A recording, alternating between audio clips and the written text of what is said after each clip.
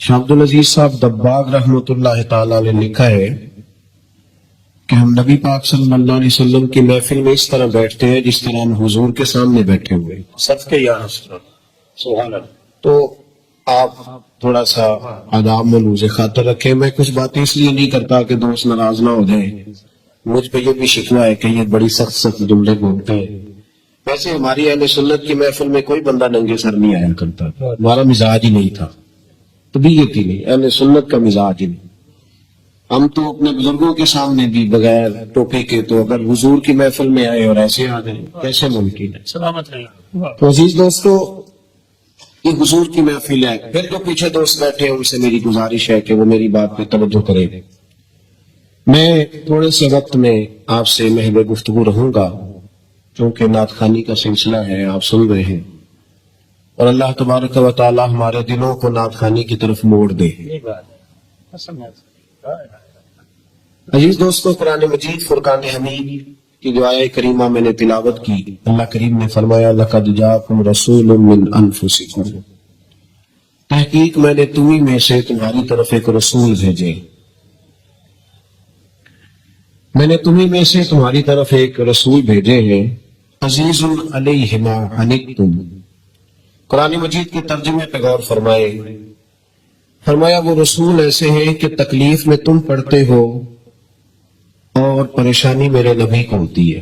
اللہ حریص علیکم, وہ تمہاری بھلائی چاہنے کے بڑے حریص ہیں, شدید خواہش ہے کہ میری امت کا بھلا ہو جائے.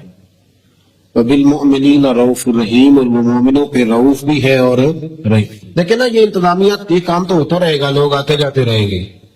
آپ تھوڑی توجہ کریں, محفل پر غور فرمائیں. یہ تو سلسلہ رہتا ہے نا جناب. تو میں جس طرح کا ماحول ہے اس طرح کا خطیب نہیں ہوں کہ جیسا ماحول تھا میں آپ کو قسمیں بھی دے لیتا, جدا ایمان ہے وہ پڑھو, تو میں کیا باقی ہے نا کوئی نہیں, کسی کے منہ میں چھالے بھی تو ہو سکتے ہیں نا بھائی. تو کیوں اس طرح کی قسمیں دی جاتی ہیں جس میں آدمی مجبور ہو جائے؟ تو میں ایسی کوئی بات نہیں آپ سے کرنے والا, اور نہ میں آپ کو کسی اذیت میں مبتلا کرنے والا ہوں. پر اثر کرے نہ کرے, سن تو لے میری فریاد. نہیں ہے داد کا طالب یہ بندہ آزاد. بھائی نبی پاک صلی اللہ تعالی علیہ وسلم کے بارے میں اللہ نے ہمیں فرمایا ہے کہ تمہیں میں نے احساس والا رسول عطا فرمایا. امت میں نا, امت میں احساس نہیں. میں محفلوں میں زیادہ تو نہیں جاتا, لیکن جہاں جہاں مجھے موقع ملتا ہے نا, تو اسٹیج پہ بیٹھے لوگوں میں بھی عجیب سی گھٹن ہوتی ہے. نعت کا ڈر رہا ہوتا ہے کہ پتہ نہیں یہ مولوی اب کیا بول دے گا, بچ جائے بندہ. ڈر رہے ہوتے ہیں لوگ. مشائخ آتے ہیں تو لوگ ڈر رہے, کمیٹی والے کو زیادہ ٹینشن ہوتی ہے بیچارے کے. ایک کہتا ہے میں پہلو جانا ہے, میں آگے بھی ٹائم دیتا ہے. دوسرا کہتا ہے ذرا جلدی کرو, آپ نے وعدہ نہیں کیا تھا. عجیب سا ہر ماحول میں, ہر اسٹیج پہ یہی حال. شادی پہ بچی کے ماں باپ اس طرح پھر رہے ہوتے ہیں پنڈال کے اندر کہ جیسے ابھی بھی کلیجہ پھٹ جائے گا اور ابھی بھی پھٹ جائے گا. اللہ کرے کو پلیٹ کم نہ ہو جائے سالن کی. یہ احساس والے لوگوں کا طریقہ نہیں. ہمیں اللہ نے احساس والا رسول عطا فرمایا ہے. احساس دیکھیں نا, برما سارا کٹ گیا, کشمیر کے حالات خستہ ہیں, اور معاف کرنا کچھ باتیں ایسی ہیں جو نہ چاہتے ہوئے بھی زبان پہ آ جاتی. یہ مذہبی سٹیج ہے, اس کی صدارت گاؤں کے سب سے غریب آدمی کو کرنی چاہیے, تاکہ اسے پتہ چلے کہ اور اگر کہیں مجھے کوئی عزت نہیں دیتا, لیکن جب نبی پاک کے نام کا سٹیج لگتا ہے تو پھر میرا ہی وقار زیادہ ہوتا ہے. یہاں کم از کم اس آدمی کو آنا چاہیے, اس کی صدارت ہونی چاہیے. تو عزیز ساتھیو, احساس, رسول پاک صلی اللہ علیہ وسلم احساس والے نبی ہیں, اور احساس حضور نے امت کا کیا. احساس والی زندگی گزاری, ہر لمحہ محبوب پریشان رہے. یہ تھوڑا عرصہ پہلے ڈاکٹر ہارون صاحب مسلمان ہوئے ہیں, اور ابھی انہوں نے نا 2-3 کتابوں کا انگریزی میں ترجمہ کیا ہے, اور بھی کچھ کتابوں پہ وہ کام کر رہے ہیں. ہالینڈ کے رہنے والے ڈاکٹر صاحب ہیں. توجہ ہے میری بات پر آپ عزیزوں؟ ڈاکٹر صاحب کہتے ہیں کہ میں نے یہ سنا تھا کہ مسلمان دہشت گرد ہیں, یہ بم بلاسٹ کرتے. تو میں جہاں لفظ اسلام آتا تھا نا, وہاں سے میں تھوڑا پچ جاتا تھا, پیچھے ہٹ جاتا تھا. لیکن میرے مزاج کے اندر یہ بات شامل تھی کہ میرے اندر اللہ نے بڑا انسانیت کا جذبہ رکھا ہوا تھا. تو میں ایک تنظیم قائم کر رہا تھا. میرا خیال تھا کہ ایک ایسی جماعت بناؤں کہ جو پوری دنیا کے اندر اسلام تو جو ہے میرے عزیزوں کی کہتے میرا خیال تھا ایسی جماعت قائم کروں کہ جو پوری دنیا میں لوگوں کی خدمت کرے اور بغیر امتیاز کے کرے, اسلام والوں کی بھی اور غیر مسلموں کی. لیکن مجھے بڑا دھچکا رہتا تھا کہ مسلمان سخت گیر قوم ہے. میں نے بہت ساری جماعتوں کا منشور اور دستور منگایا اور میں نے کہا میں اپنی جماعت کا دستور لکھوں گا تو پہلے ذرا سارا میں مطالعہ کر لوں. ڈاکٹروں کا ٹیبل ہوتا ہے, اس کے اوپر نا شیشہ لگا ہوتا ہے, نیچے وہ جو چیز ضروری ہوتی ہے وہ رکھ لیتے. کہتے ایک مصر کے مولانا صاحب آئے ہوئے تھے ہالینڈ کے دورے پر, اچھی انگریزی جانتے تھے تو کسی وجہ سے علیل ہو گئے. میرے پاس وہ آئے اور انہوں نے دیکھا کہ میں انسانی حقوق پر کچھ لکھ رہا ہوں, کام کر رہا ہوں. تو وہ دیکھ کر کے مجھے کہنے لگے کہ ڈاکٹر صاحب آپ کوئی تنظیم قائم کر رہے ہیں؟ میں نے کہا کہ تم نے ہلکا سا ٹچ دیا, زور نہیں دیا, اور ویسے بھی جو ہلکی بات ہوتی ہے وہ ذرا دل میں جلدی بیٹھ جاتی ہے. کہتے ہلکا سا ٹچ دیا. کہنے لگے اگر کبھی موقع ملے تو میرے نبی پاک کی بھی سیرت پڑھ کے دیکھیں, بس ہلکی سی بات. اور وہ جملہ چھوڑ گئے. اعلیٰ حضرت فاضل بریلوی علیہ رحمہ نے لکھا ضروری نہیں کہ تم جو کہہ رہے ہو وہ منوا کے اٹھو, لیکن میسج ضرور چھوڑ دیا کرو. جب انسان کی ذہن میں بات ہوتی ہے نا, یہاں سٹاک ہوتا ہے جب بات کا, تو جب وہ کام کرنے لگتا ہے تو ایک دفعہ وہ بات سامنے ضرور آتی ہے. کہہ دیا کرو. انہوں نے کہہ دیا کہ ڈاکٹر صاحب ایک دفعہ حضور کی سیرت کی پڑھ لیں. کہتے ہیں میرے ذہن میں بات بیٹھ گئی. مصروف آدمی تھا, زیادہ تو نہیں میں مطالعہ کر سکتا تھا, لیکن میں نے ایک دن 10 منٹ گھر میں ملے تھے تو میں کمپیوٹر پہ بیٹھا اور میں نے کہا کہ انگریزی میں جو کتابیں حضور سید عالم صلی اللہ علیہ وسلم کی سیرت کی ہے ان کو ذرا دیکھتا ہوں. تو فرماتے کہ میں نے نیٹ پہ سرچ کیا, پہلی حدیث آئی اور میں کلمہ پڑھ کے مسلمان ہو گیا. حدیث کہاں ہے؟ سبل الہدی والرشاد میں بھی ہے, کنز العمال میں بھی ہے, مسند احمد میں بھی ہے, ابن اسحاق میں بھی ہے, ابن شام میں بھی ہے, اور شاید سیرت کی تمام کتابوں میں آپ کو روایت مل جائے. نبی پاک صلی اللہ تعالی علیہ وسلم کی حدیث اور روایت کرتے ہیں حضرت سلمان فارسی رضی اللہ تعالی عنہ, اور ساتھ ہیں سیدنا بلال حبشی رضی اللہ تعالی عنہ. فرماتے ہیں ہم نہ گھر سے نکلے, حضور نے فرمایا ذرا جلدی چلو ایک ضروری کام ہے. فرماتے ہیں بڑی تیزی کے ساتھ آج روٹین سے ہٹ کر محبوب نے تیز تیز قدم مبارک اٹھائے, تیز تیز, اور فرماتے ایک گلی ہم نے کراس کی, دوسری گلی میں جو پہنچے تو پھٹے پرانے کپڑے, سادی سی بیوی, اور حالت بتاتی تھی کہ بیچاری کسی غریب گھر کی ہے. وہ سڑک پہ کھڑی تھی اور رو رہی تھی. میرے کریم رسول نے فرمایا بلال اسے پوچھو کیا مسئلہ ہے, کیوں روتی ہے؟ تو حضرت سلمان عرض کرتے ہیں میں نے کہا حضور میں پوچھ لیتا ہوں, آپ جائیے, کام بڑا ضروری ہے جو نکلے, میں معلومات کرتا ہوں. تو محبوب نے فرمایا نہیں, اس کے آنسو پوچھنے سے ضروری کوئی کام بھی نہیں, پہلے اس کی داد رسی ہوگی, اسے پہلے پوچھا جائے گا. روتے نہیں رہتے لوگ گھروں میں, لوگ گزر نہیں جاتے چپ کر کے, کتنے لوگ تڑپتے, کون احساس کرتا ہے؟ نبی پاک سید عالم صلی اللہ علیہ وسلم رکے اور اس خاتون سے پوچھا کیا بات ہے؟ اس نے کہا کہ بات کوئی بھی نہیں, میرا ایک ہی موٹا سا مسئلہ ہے. کہا وہ کیا؟ کہنے لگی میں غریب ہوں, اور غریبی بذات خود بہت بڑا گناہ ہوتی, لوگ بڑا جرم سمجھتے ہیں اس کو بذات خود. میں نے شروع میں کہا نا کہ مذہبی سٹیج کی بھی صدارت غریب آدمی نہیں کر سکتا, کیونکہ غریب جو ہوا جہد کول دتھی ہونی انہیں نیڑے بہنا ہے نا جی, جہد کول نہیں انہیں تو پیچھے جا کے بہنا ہے, اس کو کہڑا دتھی ہے. اس سٹیج پہ بھی غریب آدمی کی صدارت نہیں ممکن ہو ہی نہیں سکتا.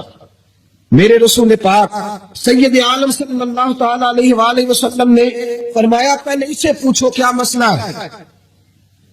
تو کہنے لگی میں غریب ہوں, بوڑھی ہو گئی ہوں, ساری زندگی غلامی میں گزاری ہے, تیل لینے آئی تھی 5 دینار کا, بوتل میں تیل بھروایا ہے, اور اب بوڑھی ہوں نا تو کمر درد کرتی ہے, پیر پیچھے موڑا ہے تو میں گری ہوں, تیل زمین پی گئی ہے, اب زمین تو واپس نہیں کرتی, لیکن واپس جاؤں گی تو ایک یہودی عورت کی ملازمہ ہوں, وہ درے سے مارے گی، کھال ادھیڑ دے گی، میں بڑی پریشان ہوں، اب نہیں مار کھائی جاتی، ہڈیاں بوڑھی ہیں، قربان جاؤں۔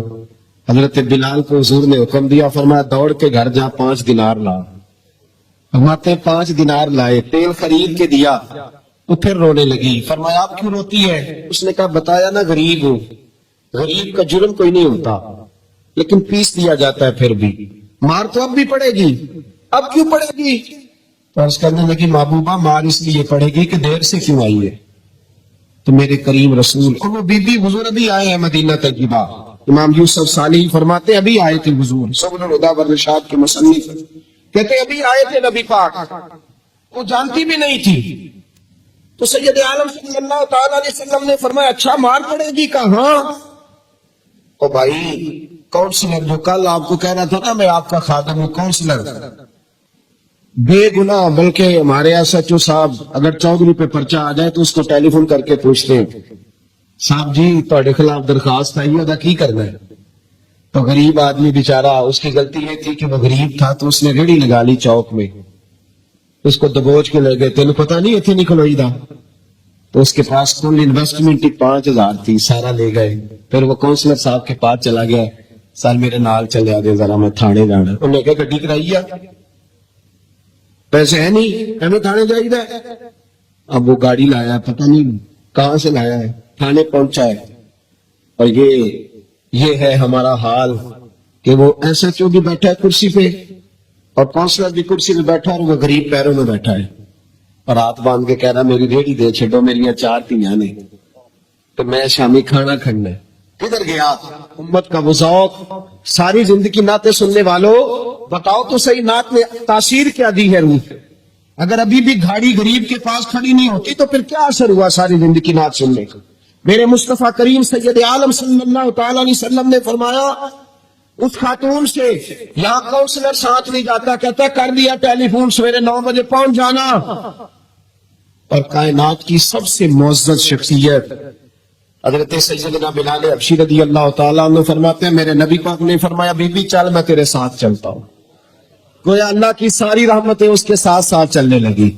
اور آگے آگے نہیں، ساری کتابیں پڑھ لو، وہ پھٹے پرانے کپڑوں والی بی بی آگے آگے اور اللہ کے کریم رسول پیچھے پیچھے، ساری گلیاں اس نے پھرائی، مدینے کی صحرا آ گیا، ایک دروازے پہ دستک دی، سے مالکن آئی، وہ بی بی بعد میں کہتی ہے میں بھی بڑی ڈاڈی تھی، طاقت ہی نہیں تھی میرے سامنے کو کھڑا ہو سکے، لیکن جب میں باہر نکلی تو میں نے نور کے حالے میں لپٹی ہوئی ایک عظیم ہستی کو دیکھا۔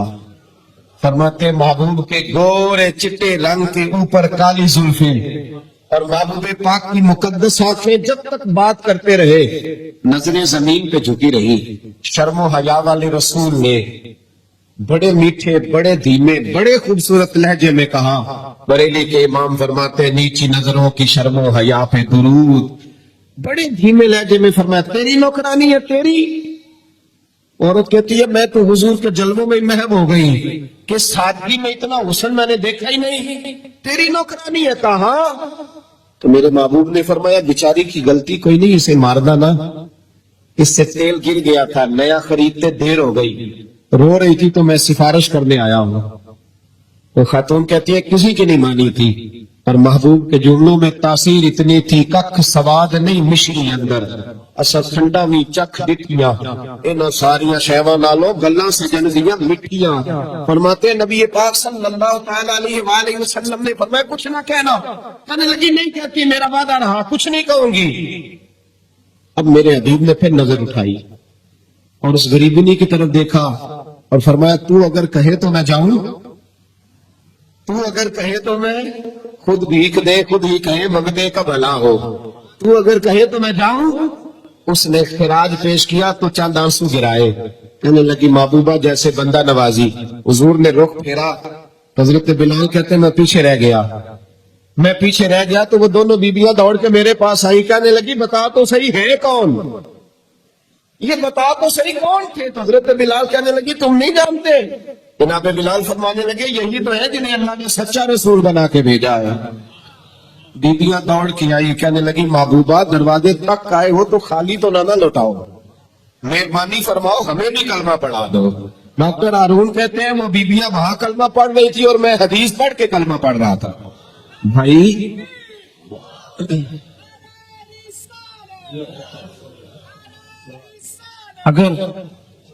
اگر دولت احساس ہے نا پھر تو زندہ ہے. جو زندہ ہوتا ہے اس میں لچک ہوتی ہے. جو مر جاتا ہے وہ اکڑ جاتا ہے. اگر زندگی ہے تو پھر احساس ہونا چاہیے.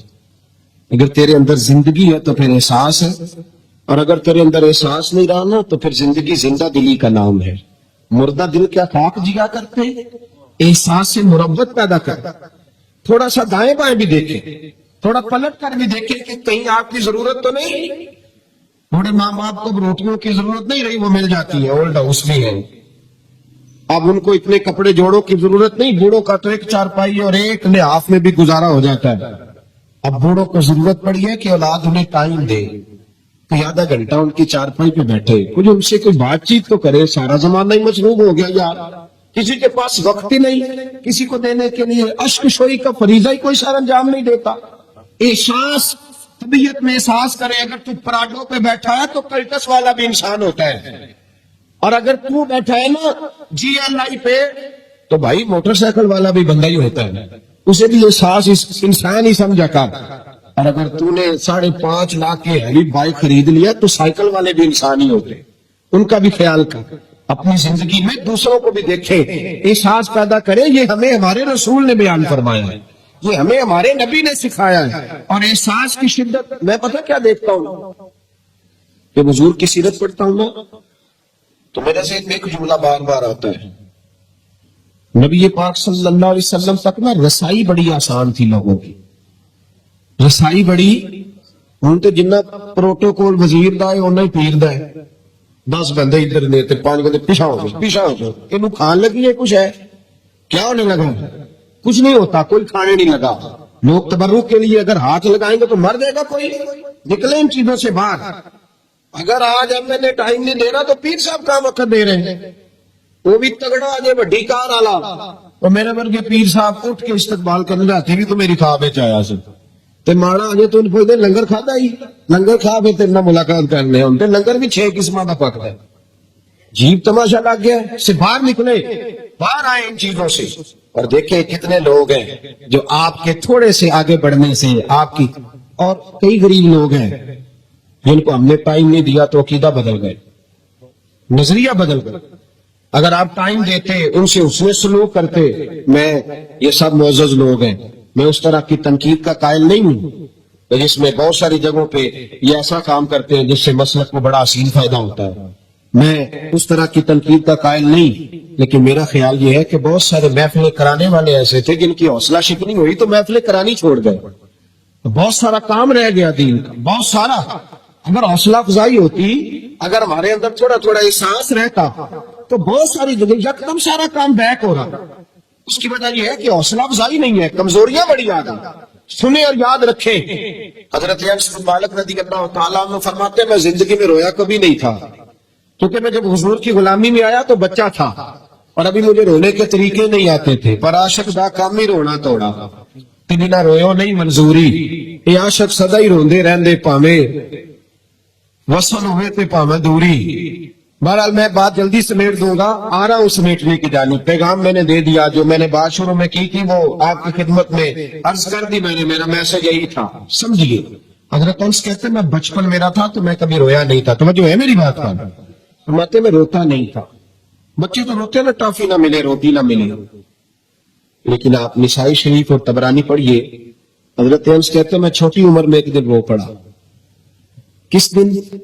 فرماتے ہیں بدر کے قیدی آئے, اور کیونکہ صحابہ سے انہوں نے بڑا ظلم کیا تھا, بڑا مارا تھا قریش مکہ نے. ہم نے تو مار کھائی نہیں نا. حالانکہ دین کی سچائی یہ ہے, بخاری شریف میں میرے نبی پاک نے فرمایا جو مجھ سے سچا پیار کرے اس کی طرف مصیبتیں دوڑ کے آیا کرتی. یہ سچائی ہے دین کی, اور صحیح بخاری میں متواتر درجے کی حدیث ہے. حضرت انس بن مالک فرماتے میں رویا نہیں تھا, اور بڑا ستایا تھا مکے والوں نے. تو آج قیدی ہو کے جب لائے گئے نا تو نبی پاک صلی اللہ علیہ وسلم کے غلاموں نے ذرا زور زور سے رسیاں باندھی. حضرت بلال بھی کہتے تھا زور سے باندھو, انہیں بڑا ستایا تھا انہوں نے. محبوب پاک اپنی خوابگاہ میں چلے گئے آرام کرنے. حضرت انس کہتے ہیں میں آدھی رات کے وقت اٹھ کے مسجد آیا تو نبی پاک بے چینی کے عالم میں کبھی ادھر جاتے کبھی ادھر جاتے، کبھی بیٹھتے کبھی اٹھتے. تو میں نے آگے بڑھ کے کہا یا رسول اللہ آقا کوئی طبیعت مبارک میں تکلیف تو نہیں، پریشانی تو نہیں؟ فرماتے میں نے سوال کیا تو حضور کی آنکھوں میں آنسو آ گئے. نبی پاک روئے.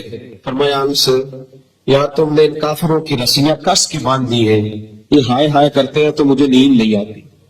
بلاؤ ابو بکر صدیق کو، فاروق اعظم کو، مولا علی کو، ان کو بلاؤ، ان سے کہو ان کی رسیاں ذرا ڈھیلی کر دے، یہ ڈھب سے سو جائیں گے تو میں بھی سو جاؤں گا، بلاؤ. حضرت انس کہتے ہیں میں کبھی نہیں رویا تھا، اور مصطفیٰ کا جملہ سنا تو بچپن میں میرے آنسو نکل گئے. حضور اتنا احساس، اور ان لوگوں کا جنہوں نے اتنا ظلم کیا ہے، احساس ختم ہوتا جا رہا ہے. معاشرہ دکھوں کا شکار ہے، آزمائشیں اتنی زیادہ ہیں.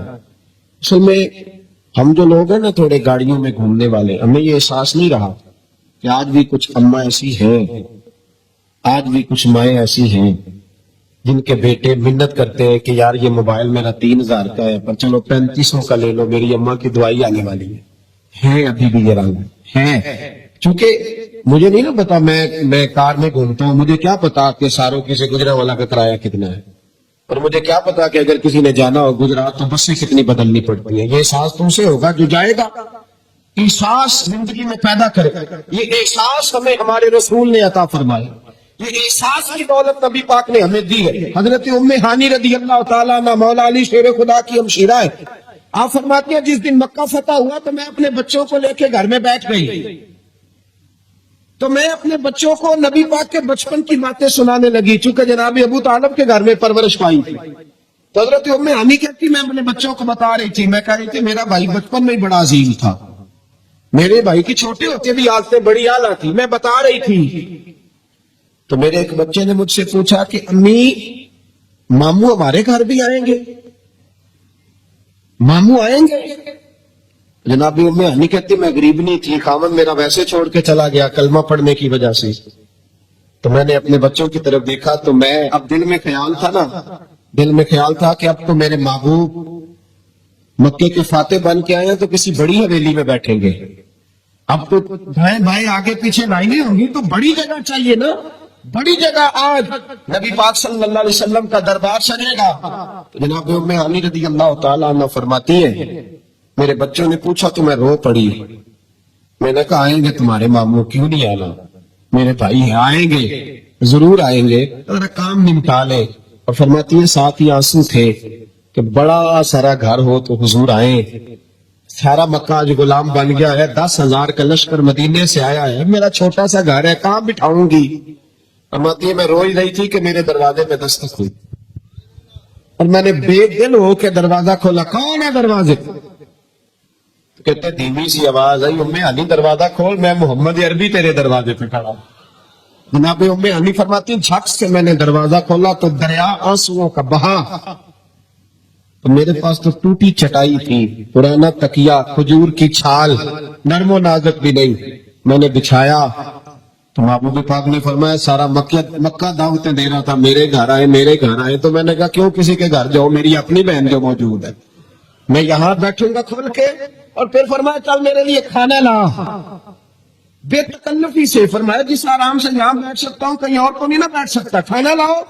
جناب ام ہانی فرماتی کل کی پڑی ہوئی روٹی لائی، تھوڑا سا سرکہ، پر ایسا کوئی محبوب کہیں ہوگا نہ کہیں ہے، بیٹھا ہے چٹائی پہ مگر عرش نشیں ہے.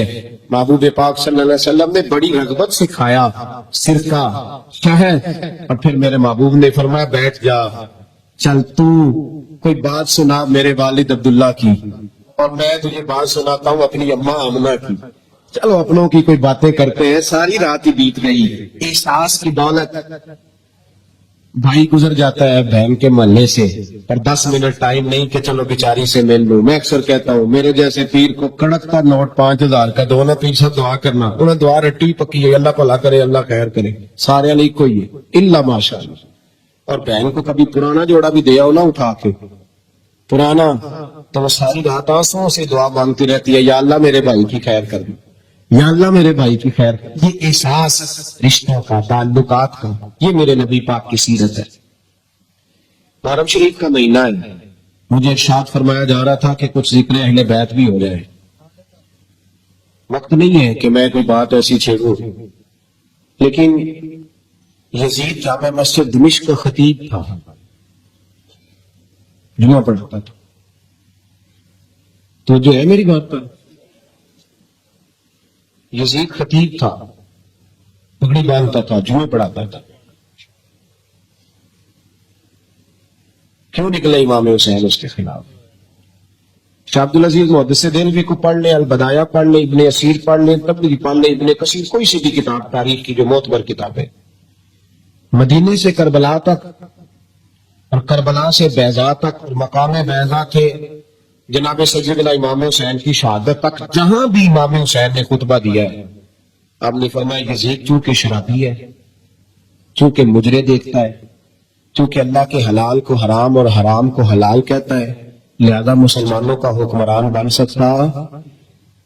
اور شاہ عبدالعزیز صاحب نے لکھا ہے کہ ایک دفعہ حضرت امیر معاویہ رضی اللہ تعالیٰ عنہ کے زمانے میں وہ مدینے کے مضافات میں کسی گاؤں میں آیا تھا، تو امام حسین نے اپنی آنکھوں سے اسے شراب پیتے دیکھا تھا.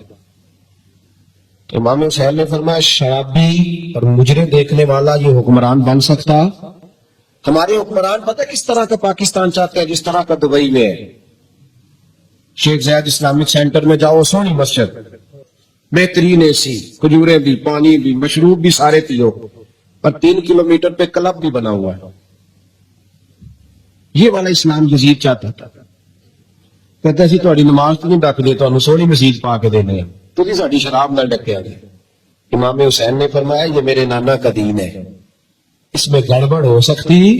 اللہ کہتے ہیں وَلَا تَلْبِسُوا الْحَقَّ بِالْبَاطِلِ وَتَكْتُمُوا الْحَقَّ وَأَنْتُمْ تَعْلَمُونَ. نہ حق کو باطل میں ملاؤ گے نہ حق چھپاؤ گے. اس میں تمہیں حق اور باطل کو ایک کرنے کی بھی اجازت.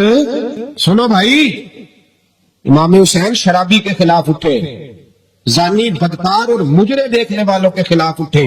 دنیا دھوکہ کھا جاتی ہے، کھا جائے کوئی عرض نہیں، کھا جاتی ہے دھوکہ. وہ بدل بدل کے آؤ، رب کریم کو کیسے دھوکہ دو گے؟ اگر بہت بڑے شرابی اور بدکار کے نیچے چھوٹی فوٹو تیری میری بھی لگی ہوئی ہے نا، تو 10 محرم کو دیکھ پکانے کا کوئی مطلب نہیں. اور اگر تیرے میرے موبائل میں بھی گند ہے، مجرے ہیں، تماشے، تو پھر کوئی معنی نہیں ٹھنڈے پانی کی سبیل لگانے کا، کوئی مطلب نہیں دودھ لگانے کا. امام حسین کو تیرے دودھ کی ضرورت نہیں، تو سنبھال کے رکھ. تیرا اگر سوچے تیری یزید کے پیچھے چلتی ہے، کیا مطلب ہوا پھر؟ یہ کوئی رسم ہے؟ دوستی قاتل سے بھی، مقتول سے یارانہ بھی؟ یہ کیسا طرز زندگی ہے؟ دو رنگی چھوڑ کے یک رنگ ہو جا، سراسر موم ہو جا یا سنگ ہو جا. امام علی مقام اٹھے ہو ملت کے جوانوں. جب تم مجرے دیکھتے ہو نا، تو امام علی اکبر رضی اللہ تعالیٰ عنہ کے مزار پہ پھر سے گردش تاری ہوتی ہے. جب تم شرابیں پیتے ہو تو حضرت علی اصغر کے مزار کو جنبش ہوتی ہے. اور جب تم رات کو مجرے دیکھ کے سوتے ہو تو حضرت عباس کے بازو میں پھر سے درد ہوتی ہے. یزید کو سپورٹ کرنا چھوڑ دو، ہم سے نہ رقم ہوں گے قصیدے یزید کے. ہم لوگ تو حسین کے سیرت نگار ہیں. انقلاب برپا. اور یاد رکھو، نیکی والی زندگی آسان ہوتی ہے. جس کا ضمیر مطمئن نہیں ہوتا، اس کی رات ٹھنڈی نیند نہیں آتی. اسے جتنا مرضی بن سور کے رہو، پاگلوں جیسی زندگی لوگ گزار رہے ہیں، پتہ نہیں کیا کچھ کہتے رہتے ہیں، اپنے آپ کو جھوٹی تسلیوں سے مطمئن کرتے ہیں. نہ ایسا تقوی کی زندگی ٹھنڈک والی زندگی ہے، تقوی کی زندگی. امام علی مقام رضی اللہ تعالیٰ عنہ کے پیغام کو سمجھو، حق کے لیے کھڑے ہو جاؤ. 2 گزارشات ہیں آج کی اس گفتگو میں. ایک تو احساس والی زندگی گزارے. یہاں نہ جلوس نکل رہے تھے برما کے حق میں، تو لوگ کہہ رہے تھے پہلے اپنے بچے تو سنبھال لو. یہ ظلم ہے. ہمیں احساس ہی نہیں کہ ہم کیا کہہ گئے. نبی پاک نے فرمایا میری امت ایک جسم کی طرح ہے، ایک حصے کو بھی تکلیف ہوگی تو ساری تڑپے گی. اور یہاں کتنے لوگ کٹ گئے اور لوگ کہنے لگے اپنی تو فکر کر لو. یہ مجرمانہ سوچ ہے. یہ وہ سوچ ہے جو گدلا کر گئی ہے ہمارے مزاج کو. باہر آئے میرے عزیز، سب نے اپنے آپ کو، ہم باشعور لوگ ہیں، پتہ ہمیں سارا ہے، جان بوجھ کے پٹیاں باندھ کے پھر رہے ہیں. تھوڑا وقت ہے، گزر جانا ہے ہم لوگوں نے. لیکن احساس کی دولت ہوگی تو بہت سارے لوگ ہیں جو رو رو کے دعا مانگیں گے. ہے دل کے لیے موت یہ مشینوں کی حکومت. اقبال بڑا عرصہ پہلے کہہ گئے, کہنے لگے دل کے لیے موت ہے مشینوں کی حکومت, احساس مربت کو کچل دیتے ہیں آلات. چیزوں کا جتنا اچھا استعمال ہے اتنا کرو, اس سے زیادہ نہ کرو. اب تو گند گھروں تک آ گیا, اب تو مجرے, بے حیائیاں, فحاشیاں جیبوں کے اندر چلی گئی ہیں. میں رات بڑی دور تھا تو میں کہہ رہا تھا, وہاں فکر حسین کانفرنس تھی, تو میں کہہ رہا تھا امام حسین کا دن منانے والوں, یزید تو جمعے میں خطبہ دیا کرتا تھا. ہمارے حکمران تو سورت اخلاص اور سورت کوثر نہیں پڑھ سکتے, وہ تو جمعے کی جماعت کراتا تھا. کیوں نکلا امام حسین اس کے خلاف؟ امام حسین کے سارے خطبے پڑھ کے دیکھ لیں. امام حسین فرمایا کرتے تھے تار کے نماز ہے, شرابی ہے, اور رنڈیوں کا ناچ دیکھتا ہے, اور جس میں یہ چیزیں پائی جائیں وہ مسلمانوں کا حکمران نہیں ہو سکتا. تو امام حسین نے تو فحاشی اور یعنی شراب کے خلاف اپنا 6 مہینے کے لیے اصغر سے لے کر 18 سال کے بیٹے شہید کرا دیے. اور میرے موبائل میں سارا گند بھرا ہوتا ہے, پھر بھی میں 10 محرم پہ 4 دیگیں اتار لیتا ہوں. ساری رات بے حیائی دیکھنا, ساری رات فانی, فحاشی اور عریانی کو فروغ دینا, اور 10 محرم آنا تو موٹے موٹے آنسو بھی گرانا کہ مجھے امام حسین سے پیار ہے, تو یہ ہم سے نہ رقم ہوں گے قصیدے یزید کے. ہم لوگ تو حسین کے سیرت نگار ہیں. دو رنگی چھوڑ کے یک رنگ ہو جا, سراسر موم ہو جا یا پھر سنگ ہو جا. ایک کام کر, سارا سال یزید کی فکر کو پرموٹ کرنا, سارا سال یزید کا سپورٹر ووٹر رہنا, بڑے شرابی کے بڑی فوٹو کے نیچے چھوٹی اپنی بھی لگوانا, اور 10 محرم کو دیگے پکا کے حسینی بننے کی ناکام کوشش کرنا. تو بھئی عام لوگوں کو تو دھوکہ دیا جا سکتا ہے, مصطفیٰ کریم کی آل کو نہیں دیا جا سکتا, ان کو نہیں دھوکے دیے جا سکتا. تو میرے عزیزوں, ضمیر کی زندگی, باطن کی زندگی, وہ جو احساس پیدا ہوتا تھا کسی کو تھپڑ مار کے, وہ جو احساس حضرت محمد بن ابو بکر رضی اللہ تعالیٰ عنہ فرماتے ہیں, اس کو صاحب سبل الہدی والرشاد امام یوسف صالحی نے نقل فرمایا. کہتے ہیں کہ میں حضور کے ساتھ ایک جنگ پہ گیا تو واپس ہم آ رہے تھے, تو اس جنگ میں بڑی فتح ہوئی. 5واں حصہ مال غنیمت کا ہم نے سرکار کی بارگاہ میں نذرانہ پیش کیا, تو 80 اونٹ حضور کے حصے میں بھی آئے, اتنا نفع ملا. واپس آ رہے تھے تو ایک جگہ شام کا وقت ہو گیا, کچھ علاقہ اچھا ملا, تو حضور نے فرمایا سفر آگے نہ کرو, یہیں پڑاؤ کر لو, پتہ نہیں آگے جا کے کوئی ایسی اچھی جگہ میسر آئے نہ آئے. حالانکہ حضور سارا کچھ جانتے ہیں, پر تعلیم امت کے لیے فرمایا یہی. کہتے خیمے لگ گئے, رک گئے, ایک ایک خیمے میں 2-2 4-4 آدمی. فرماتے میرے خیمے میں حضرت محمد بن ابو بکر جناب ابو بکر کے صاحبزادے, میرے خیمے میں جو صحابی تھے نا وہ بڑے موٹے تازے تھے, بڑے وجود ان کا بسطۃ فی العلم والجسم, موٹے تگڑے. مغرب کی نماز پڑھنے ہم حضور علیہ الصلوۃ والسلام کی بارگاہ عالی مرتبت میں حاضر ہوئے, حضور کے پیچھے نماز پڑھی اقتداء میں. کہتے نماز مکمل کر کے نا تو صحابی کا دل کیا میں دست بوسی کروں. اس زمانے میں لوگ لکڑی کے جوتے پہنتے تھے, کھڑاؤں کہا جاتا تھا. حضور کے قدمین شریفین پر نالین مقدس نہیں تھے, اور حضور کا وجود نا بڑا نازک تھا. صحابہ کہتے ہیں جب دستے مبارک میں ہاتھ ملاتے تھے تو حضور کا دستے مبارک کستوری سے زیادہ خوشبو والا ہوتا تھا, اور برف سے زیادہ ٹھنڈا ہوتا تھا. تو فرماتے حضور کی بارگاہ میں نا نماز کے بعد جب صحابہ بکھرے تو وہ بھی آگے بڑھے سلام. یہ کچھ لوگ آتے ہیں سلام لینے, مجھے بڑی تکلیف ہوتی ہے جب دھکے لگتے ہیں نا, تو میں کہتا ہوں یار نہ آیا کرو, ہم کون سا کوئی اتنے اعزاز والے لوگ, پھر دھکے لگ. اور کچھ اتنی محبت سے سلام لیتے ہیں, اتنی محبت سے سلام لیتے ہیں کہ کئی دفعہ جوڑ ہل جاتے ہیں, اتنا زبردست سلام لیتے ہیں. پیچھے کھڑے ہوتے ہیں تو ہاتھ کھینچ لیتے ہیں. اب وہ طبیعت بھی نہیں چاہتی کہ کسی کو کچھ کہا جائے, لیکن وہ بعد میں محسوس ہوتا ہے کہ یہ محبت ہوئی ہے, اور محبت میں معاملات بڑے دور نکل جاتے ہیں کئی دفعہ. تو محبت تو اس کا نام ہے کہ محبوب کو آسانی کس بات میں ہے, محبوب کو آسانی کس بات میں ہے. محبت اس چیز کا نام, اس چیز کا نام نہیں کہ میں کیا خواہش کر رہا ہوں محبوب وہ والی کرے نا, وہ راضی کس بات میں ہے. میں گڈی تے ہتھ ڈور سجن دے, وہ جینج رکھے اونج رہنا ہے. واجب نہیں جے وچ شریعت مندہ قسم نو کہنا. بات تو یہ ہے کہ اس کو آسانی کس بات میں, آم دام برسرے مطلب. وہ سلام لینے کے لیے جب آگے بڑھے نا تو جوش میں دوڑ کے آگے بڑھے, حضور کے دستے مبارک کو چوما. لکڑی کے جوتے پہنے تھے, حضور کے قدم مبارک پہ جوتا نہیں تھا, انہوں نے اپنے پیر سے حضور کا پیر دبا دیا. تو جو ہے میری بات، یہ باٹا کے جوتے پہننے والا جب کسی کا پیر دباتا ہے نا اور بندہ بھی تگڑا ہو تو ایک دفعہ سمجھ آتی ہے کہ کسی نے پیر دبایا ہے.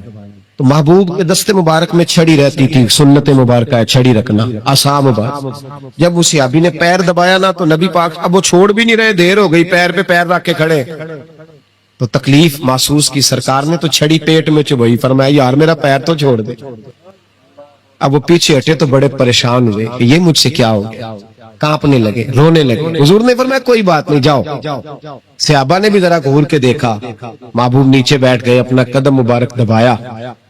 حضرت محمد بن ابو بکر کہتے ہیں ہم اپنے خیمے میں ہم لوگ چلے گئے، عشاء کی نماز بھی حضور کے پیچھے پڑی، پر وہ صحابی ساری رات سو نہیں سکے. یار یہ مجھ سے کیا ہو گیا، گرا جو ان کی نگاہ سے وہ سنبھل نہیں سکتا، میں نے حضور کو تکلیف دی، محبوب کو تکلیف دی. کہتے وہ تڑپنے لگے، رونے لگے.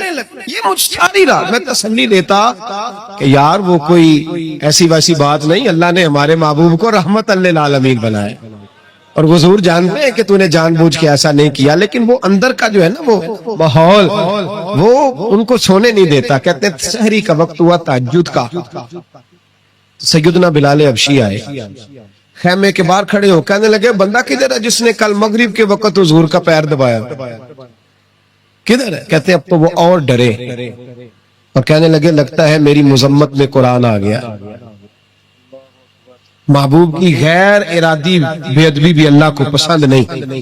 کہا لگتا ہے آیتیں آ گئی، پتہ نہیں میرے بارے میں کیا حکم آیا ہوگا، آپ اپنے ابا سے کہہ کے میری سفارش کرائیں گے، جناب صدیق اکبر سے کہیں گے، کہیں ایسا نہ ہو کہ میری دنیا بھی جائے اور آخرت بھی جائے. کہتے تڑپتے سسکتے در رسول پہ پہنچے، سحری کا وقت حضور تشریف فرما ہے. کہتے اب میں اور وہ منتظر تھے کہ کوئی ایسا حکم آئے گا، پتہ نہیں کیا بنے گا، اور اس حکم کے معاملے میں پھر کہاں تک بات جائے گی. قربان جائے جب حضور کے سامنے کھڑے ہوئے تو سارا کچھ جاننے والے محبوب نے اپنی امت کی تعلیم کے لیے فرمایا بھائی عشاء کے بعد ہی تجھے بلانے کا ارادہ ہوا تھا، پھر خیال آیا کہ تو کہیں سویا ہوگا، شہری میں لوگ اٹھ جاتے ہیں تہجد کے لیے، اس لیے تجھے بلایا ہے. فرماتے ہیں اب انتظار تھا کہ وہ بڑی بات آئے، ڈر رہے تھے، لیکن قربان جائیں نبی پاک نے پیر دبانے کا ذکر ہی نہیں فرمایا.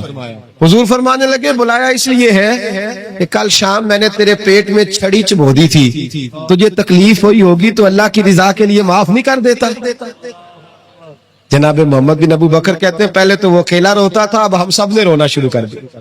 حضور آپ کیا فرمانے؟ کہنے لگے نہیں یار بیچارے کا پیٹ بڑا ہے، میں نے چھڑی چبھو دی، اس کو تکلیف ہوئی ہوگی. اور کیا لفظ ہے حدیث میں، محبوب فرمانے لگے میں ساری رات سو نہیں سکا. اس کا وہ درد، او بھائی تو اپنے ابا کو سخت بات کہہ کے آ کے بیڈ پہ آرام سے سو جاتا ہے، تو اپنی اماں کو سخت جملہ کہہ کے وہ تڑپتی رہتی ہے، اسے وہ ساری راتیں یاد آتی ہیں جو اس نے بیٹے کے لیے بیدار رہ کے گزاری ہوتی ہیں. تو ایک فکرہ کہہ کے تو سوچتا ہی نہیں، کہنے والے تو کہہ دیتے ہیں، یہ سننے والے ہیں جو کمال کرتے ہیں، تو نے خیال ہی نہیں کیا. بابو فرمانے لگے سو نہیں پایا، چل اللہ کی رضا کے لیے معاف کر دے.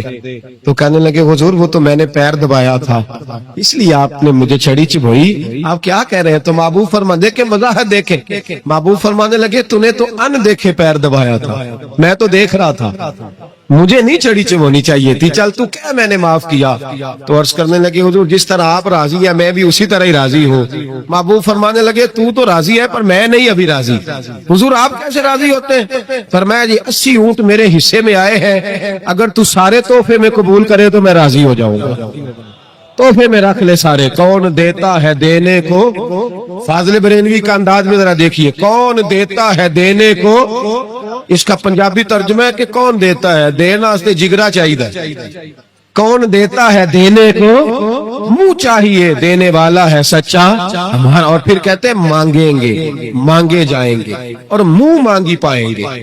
ہم مانگیں گے مانگے جائیں گے اور منہ یعنی جو مانگیں گے نا منہ مانگی ملے گی حضور کے دروازے سے، مانگیں گے مانگے جائیں گے، منہ مانگی پائیں گے۔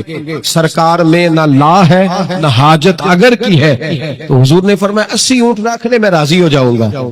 کہتے ہیں جب حضور نے کہا راضی تب ہوں گا، شرط لگائی تو 80 اونٹ وصول کیے انہوں نے۔ کہتے ہیں واپس خیمے میں آ رہے تھے تو میں اس کو دیکھ کے مسکرا رہا تھا، میں نے کہا اپنے نصیبوں پہ ناز کر، اللہ نے کیسا رسول عطا فرمایا، پیر بھی تو نے دبایا ہے، معذرت بھی بظاہر محبوب علیہ السلام نے کی ہے، اور 80 اونٹ بھی تجھے تحفے میں مل گئے۔ یہ رنگ اگر ملتا ہے تو محمد عربی کے دروازے سے ملتا ہے۔ تو میرے نبی کریم، اللہ آپ کو جزا۔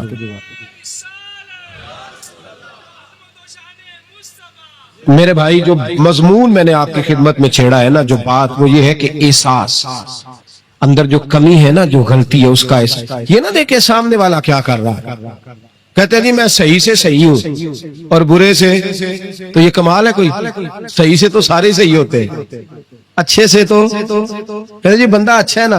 ایک بندہ مجھے کہنے لگا جی مجھ سے غلط بات نہیں برداشت ہوتی، تو میں نے کہا صحیح بات برداشت کرنے کی ضرورت بھی نہیں ہوتی، اس لیے کہ وہ بات ہی صحیح ہوتی ہے۔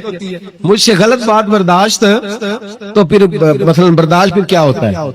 صحیح بات تو برداشت کرنے کی ضرورت ہی، غلط بات ہی تو برداشت کرنی ہوتی ہے کہ برداشت کر کے سامنے والے کو سمجھایا جائے، اسے قائل کیا جائے، اسے کہا جائے کہ تو غلطی پہ ہے لیکن اس کی بات برداشت کی جائے۔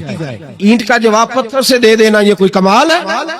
کمال ہے اس کا نام کہ غلط بات برداشت کی جائے؟ صحیح بات تو ہوتی صحیح ہے، اس میں برداشت کرنے والی کیا بات ہے؟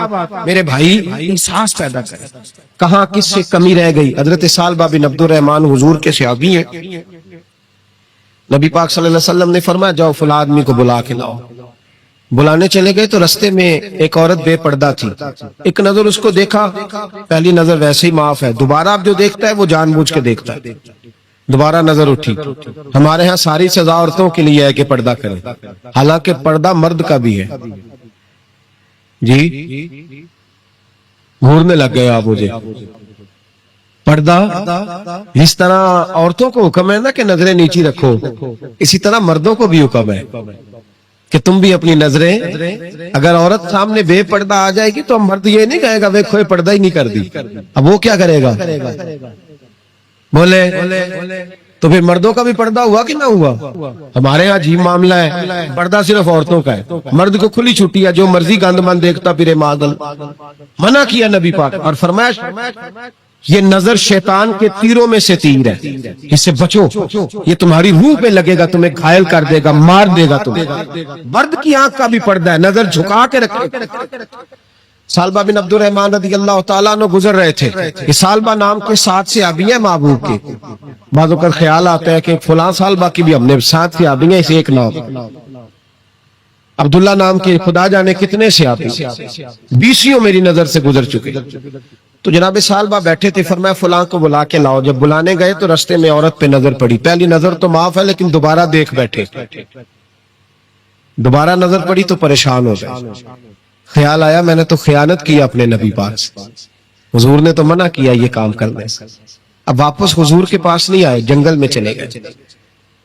ابن قدامہ نے کتاب التوابین میں اس روایت کو لکھا ہے، کہتے ہیں 40 دن وہ پہاڑوں میں روتے رہے کہ یا اللہ مجھ سے غلطی ہو گئی۔ کتنے دن؟ اب ہمارا شغل ہے، اس کو لوگ گناہ ہی نہیں سمجھتے، بدنگاہی تو کوئی گناہ ہی نہیں، اب تو یہ شغل ہے۔ اب تو ہمارے ہاں معاذ اللہ تعالیٰ سیانے میانے بندے بیچ بیٹھے ہوتے ہیں، جب یہ باتیں ہو رہی ہوتی ہیں، یہ شغل ہے ہمارا۔ اب تو ابا کے سامنے بچہ وال پیپر گندی تصویر کا لگایا ہوتا ہے، پر وہ کہتا ہے با عمر ہے نا جی، عمر ہے نا جی، یہ پتہ ہی نہیں ہے کتنا گند کر رہا ہے، یہ تباہ ہو جائے گا روحانی طور پر۔ اگر یہ گند دیکھنے میں الجھ گیا تو امام شافعی کا فتویٰ ہے جس کی نظر گندی ہوتی ہے اس کا حافظہ کمزور ہوتا ہے، وہ کوئی بڑا کام نہیں کر سکتا، وہ نفسیات کا مریض ہو جاتا ہے جو گندی نظر والا آدمی ہوتا ہے۔ ہمیں پتہ ہی نہیں کہ ہمارے مسائل اصل میں ہیں کیا۔ تو 40 دن جنگل میں روتے رہے، 40 دن۔ محبوب سارا کچھ جانتے تھے پر خاموش رہے۔ حضرت جبریل امین حاضر ہوئے، عرض کی یا رسول اللہ آپ کا وہ غلام رو رہا ہے۔ رب کہتا اسے بلا لے، میں نے اس کا گناہ معاف کر دیا ہے۔ تو نبی پاک صلی اللہ علیہ وسلم نے حضرت مولا علی شیر خدا اور جناب سلمان فارسی کو بھیجا، فرمایا فلاں جگہ ہے لے آؤ۔ کہتے ہیں جب ہم گئے تو دو پہاڑوں کے درمیان جناب سالبہ تڑپ کے رو رہے، ہمیں دیکھ کے اور روئے، کہنے لگے علی میرے بارے میں کوئی آیت تو نہیں نازل ہو گئی؟ تو کہا نہیں، چل حضور نے بلایا ہے۔ کہا اچھا حضور کہتے کیا تھے، فرماتے کیا تھے؟ کہا پتہ نہیں لیکن بلایا ہے۔ کہتے جب ہمارے ساتھ چلنے لگے مسجد نبوی قریب آئی تو کہنے لگے علی بہت بڑا گناہ کر بیٹھا ہوں، نظریں میلی ہو گئی، وضو نہیں آنکھوں کا، مجھے ڈائریکٹ نہ لے کے جاؤ حضور کے پاس، جب نبی پاک نماز کی نیت باندھ لینا پھر میں جاؤں گا، میں پیچھے کھڑا ہو جاؤں گا حضور کے، میری طبیعت میں حوصلہ نہیں۔ یہاں تو پتہ نہیں میں کس طرح عشق رسول کا دعویٰ کرتا ہوں منبر پر بیٹھ کر، اور ہماری یہ میلاد آئے گا تو محفل میلاد میں اس طرح کے دعوے ہوں گے اسٹیج پر کہ علمان و نفیس، پتہ نہیں کیا کیا لوگ کہہ دیں گے، پتہ نہیں ہم کیا ہے اور ہم کیا کہہ رہے ہیں، من آنم کے من دانم، پتہ ہی نہیں، اور کتنا بڑا دعویٰ کر دیا۔ کہ میرے اندر طاقت نہیں سامنا کرنے۔ مولا علی فرماتے ہیں جب حضور نے مغرب کی نماز کی نیت باندھی تو انہوں نے بھی پیچھے نیت باندھ لی۔ اتفاق کی بات یہ کہ حضور نے پہلی رکعت میں سورہ انفطار پڑھنی شروع کر دی، اذا السماء انفطرت واذا الكواكب انتصرت واذا البحار فجرت۔ کہتے جب محبوب اس آیت میں پہنچے نا کہ یا ایھا الانسان ما غرک بربک الکریم، اے انسان تجھے کس چیز نے دھوکے میں ڈال دیا، حالانکہ تیرا رب تو بڑا ہی کرم کرنے والا ہے، تو کس طرح کسی اور کے دھوکے میں، بربک الکریم، اور ضمیر واحد ہے، میں تفسیر پہ نہیں جاتا، کہا تیرا اپنا رب، بربک کا تیرا اپنا رب، تیرا رب تو بڑا کریم ہے، تو پھر بھی کہیں اور چلا گیا۔ جب یہ آیت سنی تو پیچھے چیخ ماری، بے ہوش ہو کے گر گئے، گھر والے گھر لے گئے، نماز مکمل ہوئی تو حضور نے فرمایا کیا ہوا؟ عرض کی حضور وہ تو رو پڑے تھے، گھر لے گئے، محبوب پیچھے گئے تو بے سود پڑے، تیز بخار ہو گیا۔ نبی کریم سرہانے بیٹھے اور ان کی گردن کو اٹھا کر سر کو گود میں رکھا، اور جب بالوں میں دستے مبارک پھیرا تو آنکھیں کھول دی، اور جھٹ سے اپنا سر زمین پہ رکھ کے کہنے لگے حضور میں اس قابل نہیں کہ آپ کی گود میں میرا سارا ہے، اس قابل نہیں، بڑا مجرم۔ تو محبوب نے فرمایا تجھے مبارک ہو، رب نے تجھے معاف کر دیا ہے، اللہ بھی راضی ہے، میں بھی راضی ہوں۔ اب حضور کے قدموں کے قریب آئے تو کہنے لگے حضور آپ راضی ہیں؟ کہا راضی ہوں۔ فرمایا پھر میرے لیے دعا کرے، اللہ اسی رضا میں مجھے قبول کر لے۔ بس یہ بات ہوئی تھی، انہوں نے کلمہ پڑھا تو روح پرواز کر گئی۔ پرواز میرے بھائی احساس پیدا کر، یاد رکھیں اگر روحانی زندگی صحیح نہیں نہ ہوگی، یاد رکھ لیں کسی کا کوئی نقصان نہیں، سارے سکون سے سو جائیں گے، آپ نہیں سو پائیں گے۔ اگر آپ کے ضمیر پہ بوجھ رہیں گے نا تو سارے لوگ رمضان میں 4 قرآن پاک ختم کریں گے، آپ 10 پارے بھی نہیں پڑھ پائیں گے۔ اگر آپ اپنے آپ کو صحیح نہیں کریں گے، روحانی زندگی بحال نہیں ہوگی، تو یاد رکھنا بڑا اپنا آپ سارا کچھ سجا کے ظاہراً بڑے پرہیزگار بن کے بھی اپنے ضمیر کی عدالت میں فیصلہ اپنے حق میں نہیں کرا پائے، تجوریوں سے مال بھرا ہوا ہوگا لیکن گھر میں سکون نام کی چیز ڈھونڈنے سے نہیں ملے گی، اس لیے کہ الا بذکر اللہ تطمئن القلوب، اللہ کی ذات سے جڑ جانے سے دل کو سکون ہوتا ہے۔ کیا بہت بڑی سزا نہیں مالک کی کہ انسان سارا کچھ کرے، فارغ ٹائم ہو تو وہ ٹی وی دیکھے؟ کیا بہت بڑی سزا نہیں کہ 3 مہینے کی چھٹیاں بھی اسے ہوں لیکن وہ 1 سپارہ قرآن پاک نہ پڑھ سکے؟ وہ گپے مارنے بیٹھے تو 6 گھنٹے لگا دے، اور تسبیح دی جائے تو 10 منٹ میں بس ہو جائے، درود پڑھا ہی نہ جائے، یہ سزا نہیں؟ کیا یہ کم سزا ہے کہ وہ دنیا دراز پہ گھوم آئے لیکن مسجد میں جائے تو اسے کچھ بنے؟ کیا سزا نہیں؟ اللہ سے معافی مانگے، مل کے اس کے حضور استغفار کریں، باطن کی زندگی آباد کرنے کی کوشش کریں، چھوڑ دیں بن کے بیٹھنا، آگے آگے بڑھنا، اپنے آپ کو شمار کرنا۔ ہم تو میلاد کی جلسوں میں بھی بڑی کرسی تلاش کرتے ہیں، ہم تو دینی محفلوں میں بھی کوشش کرتے ہیں کوئی ہمارا نام لے کے، صحیح نام لے کے پکارے۔ کوئی میں میاں چنو میں تھا کل مغرب میں، تو ایک صاحب کہنے لگے ولی کامل، میں نے بعد میں ان سے کہا کہ آپ کو پتہ ہے میں کیا ہوں؟ इतना बड़ा दावा मेरे हक में आइंदा ना आप करें, और मत समझे कि आप थोड़े अच्छे बुरे जुमले इस्तेमाल करेंगे तो मैं खुश होऊंगा। मैं जो हूं ना, मैं उसके अंदर बड़ा मुतमईन हूं, मैं उससे आगे नहीं बढ़ना चाहता। पता सारा है सरदार नूं कीतियां दा, पता सारा है सरदार नूं कीतियां दा, इदा पर्दा चपाया ही तेरा भला होसी। बू अली सीना से, सुने जी सुने, बू अली सीना से किसी ने कहा था,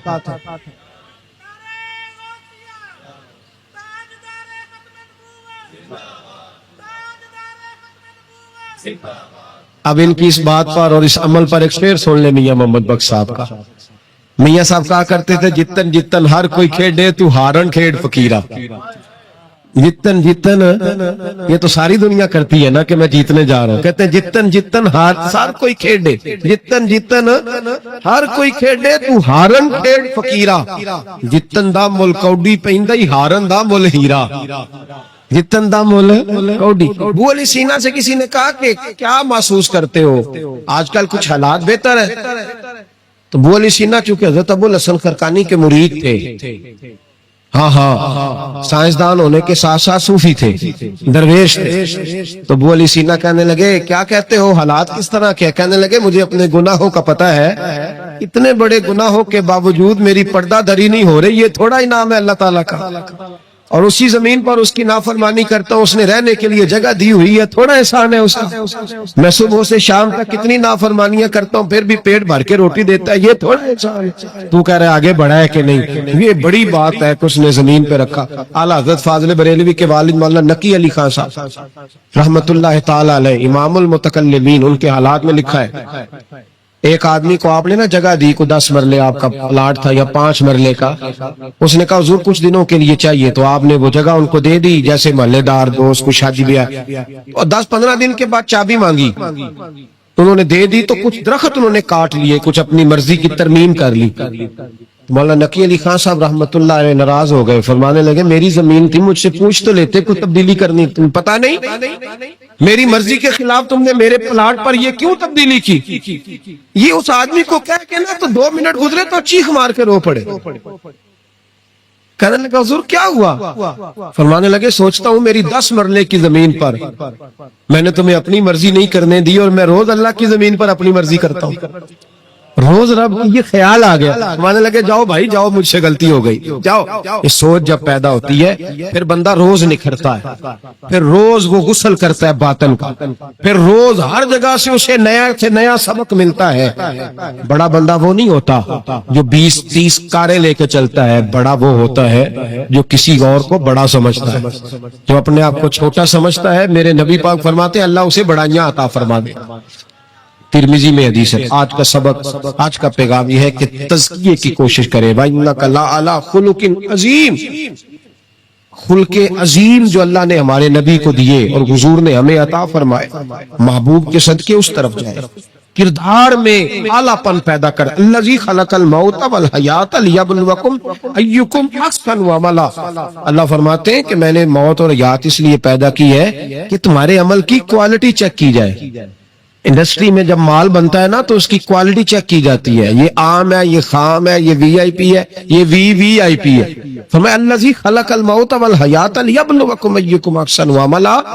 मौत और हयात क्वालिटी देखने के लिए पैदा की है कि तुम में ahsan अमल कौन करता है, अच्छा अमल देखे किसका है। बाकी अपने आप को बनाने संवारने से थोड़ा थोड़ा बचें, एक कदम थोड़ा पीछे हटे अपनी जात के लिए, तो इंशाअल्लाह रूहानियत के लिए 11 कदम आपके आगे जाएंगे।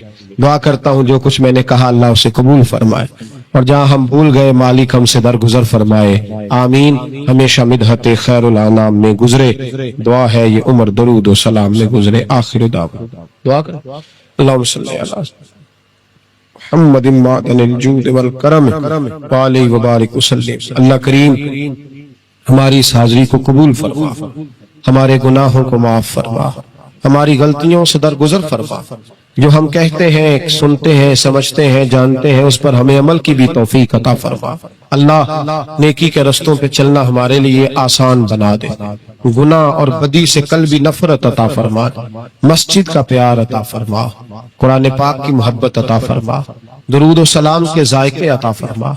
اپنے محبوب علیہ السلام کے دروازے کی سچی گدائی عطا فرما، ہماری اولادوں کو بھی نیک فرما، اللہ انہیں اپنا قرب عطا فرما، اپنے محبوب کی گدائی عطا فرما۔ ہمارے حاجی عمران صاحب نے، کاشف صاحب نے، جن دوستوں نے یہ خوبصورت اہتمام کیا، انہیں دارین کی برکتیں عطا فرما، دین دنیا کی نعمتیں عطا فرما۔ اللہ ہماری زندگی تیزی سے گزر رہی ہے، ہم سے کوئی دین کی خدمت لے لے، اللہ ہمیں اپنے محبوب کی غلامی کے لیے، دین کی نوکری کے لیے قبول فرما، اخلاص عطا فرما، درد عطا فرما۔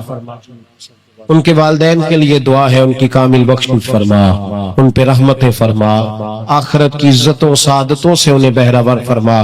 دور دراز سے بچے بوڑھے احباب تشریف لائے ہیں، اللہ سب کا آنا قبول فرما، اللہ سب کے حال پہ کرم فرما۔ تیرے بندے ہیں مالک، ہماری بڑی بڑی پریشانیاں ہیں، مجبوریاں ہیں، گھروں کے بڑے مسائل، بیٹیوں والے بڑے پریشان ہیں، رزق کے معاملے میں بڑے لوگ پریشان ہیں۔ اللہ ہمیں دنیا داروں کی محتاجی سے بچا، اپنی بارگاہ ناز کی محتاجی عطا فرما۔ اے اللہ ہماری پردہ پوشی فرما، ہماری پردہ داری فرما۔ اللہ دین دنیا کے سارے معاملات میں ہماری رہنمائی فرما، حق ہم پہ واضح فرما۔ اے اللہ ہمیں غلط فیصلوں سے محفوظ فرما، عالم اسلام کے حق میں رحمت والے فیصلے فرما۔ عرصہ بیت گیا، برما کے مجبور مسلمان خیموں میں رہتے، اللہ ان کی غائبانہ امداد فرما۔ کشمیر اور فلسطین کے مظلوموں کو سالوں بیتنے کے ہیں، اے اللہ ان کی مدد فرما۔ پاکستان کو اسلام کا قلعہ بنا، زندگی تقوی کے نور والی عطا فرما، موت کلمہ اسلام پہ نصیب فرما۔ اللہم رب اغفر وارحم وانت خیر الراحمین، ربنا اغفر لی ولوالدی وللمؤمنین یوم یقوم الحساب، وصلی اللہ تعالی علی حبیبہ سیدنا و مولانا محمد۔